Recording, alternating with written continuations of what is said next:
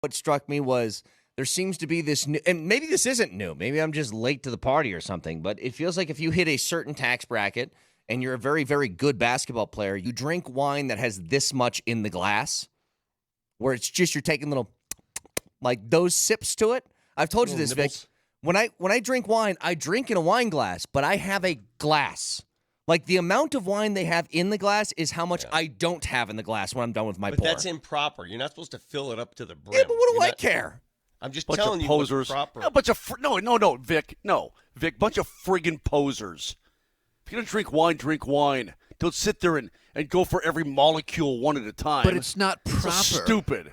I don't give a rat's rip what it is. Why do I want to refill that much? I know I'm drinking more. Just put it all in the glass. Let's go. If you don't think I'm having half this bottle, then you're wrong. Half? So I might as well put it all into a friggin' glass right now, you dork. It's more like how many? How many bottles? Yeah, let me tell you something, Lombardi. It ain't like the glasses around your house. Go, oh, just a baby, please. What's a boo ounce?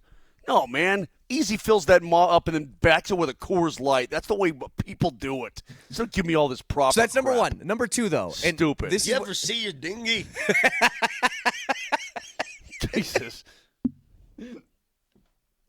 I hope that's what your mom's podcast is. She drinks wine and asks people that question. All right, listen.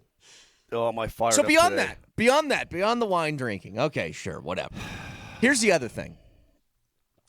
Vic, me and Mose were yelling at you because you're like, I think I interviewed Melo at the Summer League, and he wants to, like, repair this relationship. And we're like, no, he doesn't. He's just posturing. He is. And you're like, no. I looked at his eyes. His eyes told me there was an honesty there. There was a real want and need to get back in the good graces of this organization. And then everything he said since then, Vic, has pissed people off. Because all of it is either a blatant lie or a rewriting of history on his own part. So here's what happened. This episode has not come out yet, I don't think. This is a teaser to one that's coming out for Dwayne Wade's podcast. But here's the interaction.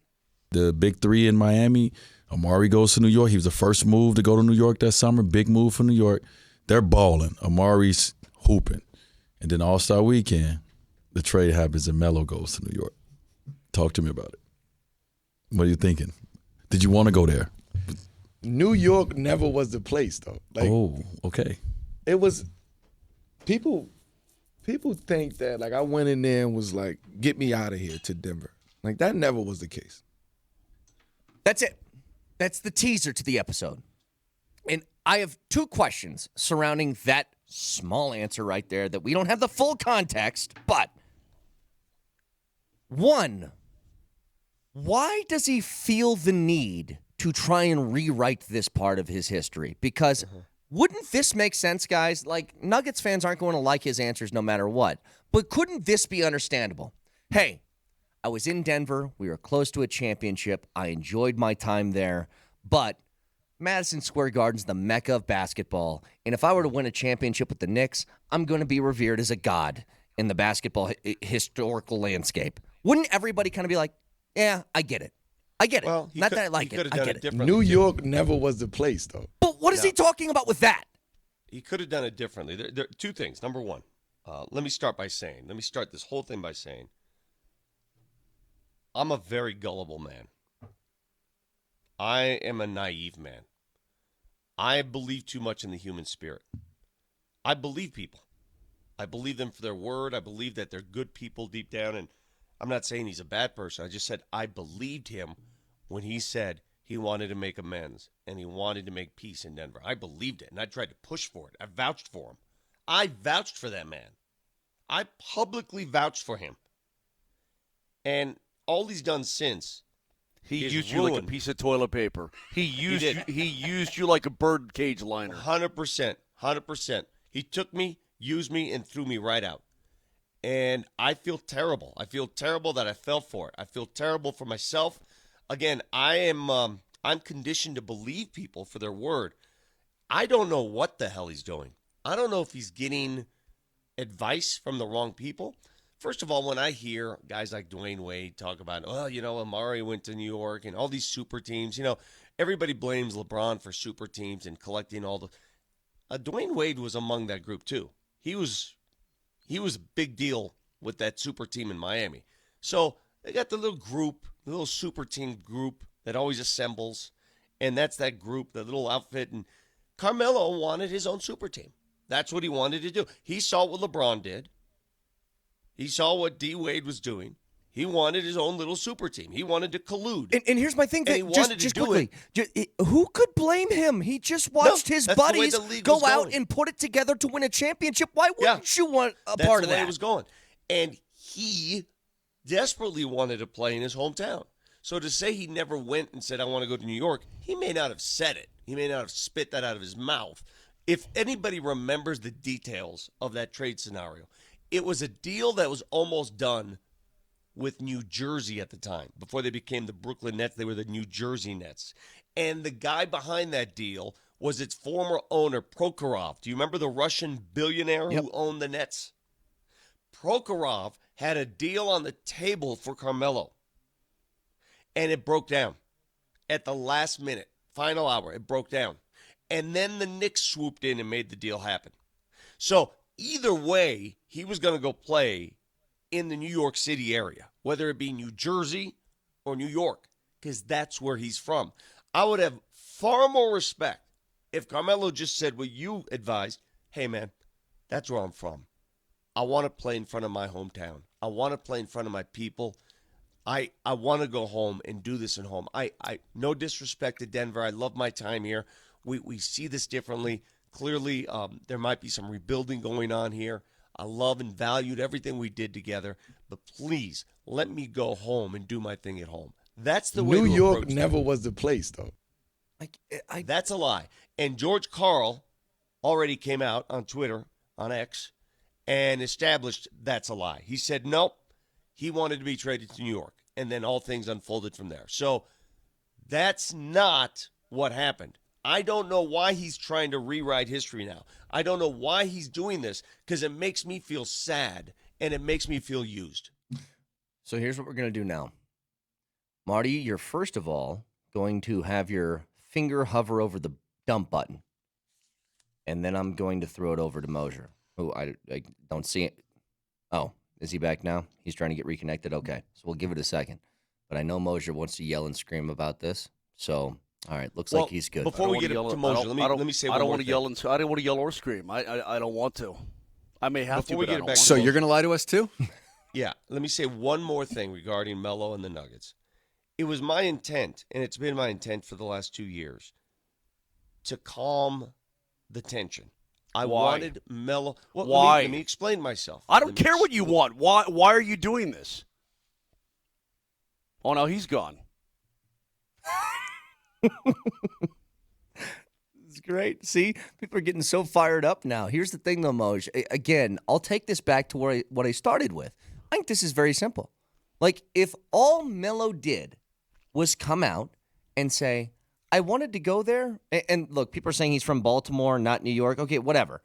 What I'm saying is, on the surface, if somebody tells you, I wanted to go to New York to try and win a championship for one of the most popular basketball franchises in the NBA, the mecca of basketball in the world is Madison Square Garden. He's from the East Coast, and he has family in New York, by the way. He has family in New York. I know Carmelo Anthony, and I know his intentions. Baltimore doesn't have a basketball team, and he's not playing for the friggin' Washington Wizards, okay? He wanted to go to that part of the country. So when I say he's from New York, he's got family in New York. Before he moved to Baltimore, he was originally from that area. The point I'm trying to make is I wanted to recondition that relationship with the Nuggets because I feel it's important. There's a great generation of Nuggets fans who were attracted to this team and brought into this team because of Carmelo. And for those fans who still value what he meant, I think it's important. He ruined all that. He single-handedly ruined all that. Yeah, Vic, you're going to have to just stop talking right now. Otherwise, you're going to be collected in the tornado of rage that I'm about to impose upon the entire free world. And I don't want to collect you, man. I don't want you to be like that cow and Twister that gets caught up in the friggin' tornado and then spit into Farmer John's field. Dude, this guy thinks that we are all absolute friggin' fools. He thinks that we are absolute dunces. He's gaslighting the hell out of us. It's like he took a leak in our boots and told us, "Hey, it's raining." No, this isn't me taking a whiz right in your boots. It's raining outside. This is such a rewrite of history and such a bunch of bull crap. It makes me want to vomit.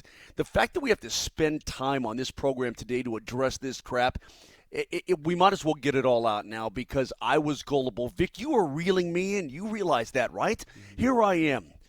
Consider me a tuna in the wide open sea, and here's Vic's hook. And when he's got a piece of meat on that hook, and he's like, "This is your mellow hook. Why don't you come and give it a little lick? Just give it a little taste. No, it's good.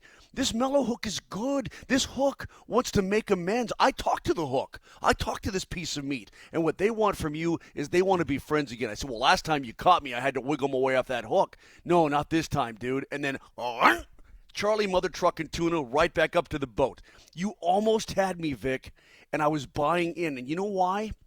Because you're playing on my emotions. And he played on my emotions. I loved Melo as a player. I've admitted that 1,000 times on this program. I am incredibly thankful for what he did to get this franchise back to where it became a viable NBA franchise in one trip to the Western Conference Final. But if he's trying to rewrite history and trying to somehow absolve himself and wash his hands of all the crap that he pulled to get his ass out of Denver, Colorado, it's almost impossible for me to lose any more respect for Melo, but I've done it, Vic, because every single step he's made along the way has been one step further away from any sort of reconciliation. And there was a time maybe when you had me thinking, you know what, it's a possibility, and maybe somewhere down the line I could be okay. Because we were spurned, Vic, and you know it as well as I do. We were told you're not good enough. We were told I'm tired of your crap. We were told my wife hates this town. I saw the friggin' episode on television. I knew what was happening. I knew what was coming. And you're telling me, well, originally it was for the Nets, and then it was, dude, if we're going to argue about semantics on the exact location, or I never personally said that, my agent did, or if we're going to argue any of that stuff, then this guy is more disingenuous than I even thought he was before, because it's an absolute flat-out lie. George Karl's Twitter proved it. I'm going to read this one more time, Vic, because you didn't read it verbatim. He says, "Look, I came back from cancer treatment. Melo demanded a trade. It sucked. The truth matters. But it's a long time ago. It's not news. Let's move forward." He's laying it out there and telling Melo, you're full of crap. That's not the way it went down. Unless I'm completely blown away by today's episode. I think it comes out today, the Dwayne Wade podcast. And Melo somehow corrects everything and says, yeah, well, this is exactly what happened, and I did demand a trade. We're not stupid people. We all know what happened. And he played that card up a million times. He played it up every time he came into town as, oh, I'm the villain. He loved it. He ate it up like morning breakfast. And all this crap continues to pile on because he's a liar, he's a faker, and I never want to see his jersey retired, and I will never forgive him, nor will I ever forgive you for making me gullible as well and sucking me in back to my emotional happy place. Can I ask a simple question about this? And maybe you guys got an easy answer, but I don't. Mm-hmm. Why does he do this? What's the purpose? What's the purpose behind trying to relitigate history? Like, does he care that much about how Denver perceives him? Like, what is it? I think I know. He thinks we're friggin'. He thinks we're dunces. He thinks but why? Stupid. But what's the purpose of it? So go ahead, Vic. I think I'll tell you why. Before I get to that, though, I still think there's a way to forgive him, and I really do. If he came out after all of this and looked in the mirror and somebody advised him, and he made amends, and he personally flew himself out to a game here and went out of his way to make amends, that would fix a lot of this for a lot of people. Even you, Mosier, even as angry as you are today. If he took the step, if he brought peace, if he made the move, it would fix everything. He's not ready to make that move, clearly. In fact, he's walking it backwards rather than Do you think the He's Denver pushing Nuggets it wanted to farther trade away. Chauncey Billups? Do you think the Denver Nuggets wanted to trade Chauncey Billups? I understand. I'm just telling you. You're, when you say you are so friggin' high on gummies if you think the Nuggets, even for this second, wanted to trade Chauncey Billups. Hold on. This all went down because Layout. it all went down, Brett, because it all went down because he forced it. I want Vic because to answer my he demanded question. it. I want Vic to answer Lay my out. question. What's the purpose behind this, though? Why does it? And people are saying, "Oh, it's what's happening right now. It's that he wants to stay relevant." Guys, he has Has nothing to do $100 with million. staying relevant. He doesn't Has need nothing- attention. Do you want to know the real reason why he's doing this? Why he's lashing out? He's mad. He's mad. He's mad at two people. He's mad, well, people, relative terms. He's mad at the Nuggets organization for not idolizing him and not chasing him and not loving on him. And he's mad at Nuggets fans for what happened in that Portland Nuggets playoff series when he got vociferously booed. That shook him. It shook him to the core. He was hurt by that. He felt So like what? he was. So what? I was asked a question. Let me answer the question before you go off. He was hurt by that whole booing. I mean, just not only booing. I mean, it was like, and I don't blame the fans. I agreed with the fans. Listen, you're wearing the uniform of another team who wants to beat this team. You're going to get booed. He didn't look at it that way. He felt that the fans owed him a little respect for the decade he put in here. And don't treat him like crap. That's how he felt. So he's mad. He is acting out of anger. He's lashing back because there's nothing else he can do about it. And that's why he's doing what he's doing. If he wanted to go someplace else and he just said, hey, look, Brett, let me be upfront. This is important to me to go there and play or whatever. I would was get just it. honest and was just honest about it. Yeah. And say, if I think back to it, yeah, I forced it probably a little too much. And thank God, and we've talked ad nauseum. New York for never 13 was the place, though. My ass. We've talked ad nauseum for 13 years about what a great job Kiki actually did to make it happen, to actually get That some wasn't value Kiki. or not That was Kiki, I'm Masai sorry. Ujiri. Masai Ujiri. Excuse me, you're right. It was what Masai did to get value back and to get pretty good value back for a guy who had the team over a barrel.